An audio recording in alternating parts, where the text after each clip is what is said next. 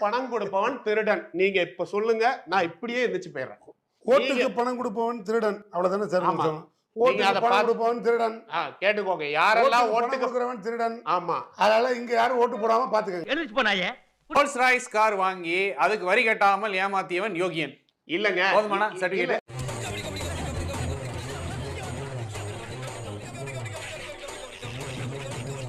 4998 பேர் அப்படின்னு. ஏன்னா இத்தனை பேர் கொடுத்தாதான் உங்களுக்கு பர்மிஷன் உண்டு. 5000 பேருக்கு மேல போனா கிடையாது. இதே இது இன்னைக்கு உதயநிதி அவர்கள் செய்யறாங்க, ஸ்டாலின் செய்யறாரு, எடப்பாடி அங்கெல்லாம் 41 பேர் சாவலியே. 41 பேர் அங்கதானே செத்தாங்க. அதனாலதான் கண்டிஷன். நீ கேட்ட ஒவ்வொரு கேள்வி என்ன செருப்பால் அடிச்ச மாதிரி இருக்குடா. திமுகவுடைய ஊழல்களையும் திமுகக்கு ஏன் ஓட்டு போடக்கூடாதுங்கிறதையும் சொல்லிக்கிட்டே இருந்தா போதும். ஒரே ஒரு கேள்வி. திமுகவை இந்த இன்னொரு கேள்வி, எல்லா பிரச்சனைக்கும் இன்னொரு கேள்வி. இப்ப திமுகவை அகற்றுவதுதான் ஒரே வேலைனா அதுக்கு அதிமுக ஓட்டு போடலாம், எதுக்கு உங்களுக்கு ஓட்டு போடணும்?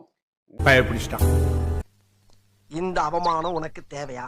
சின்ன ஒரு கேள்வி சார், நிறைய பிரச்சனை இருக்குன்னு பட்டியலிட்டு காட்டுறீங்க, ஏன் விஜய் அவர்கள் வெளியே வர மாட்டேங்கிறாரு? டேய், இவன் வேற என்னை ரொம்ப டார்ச்சர் பண்றான்டா. யாருக்கிட்ட பர்மிஷன் வாங்குறதுன்னா என்ன? அமெரிக்கா ட்ரம்ப் கிட்ட பர்மிஷன் வாங்க.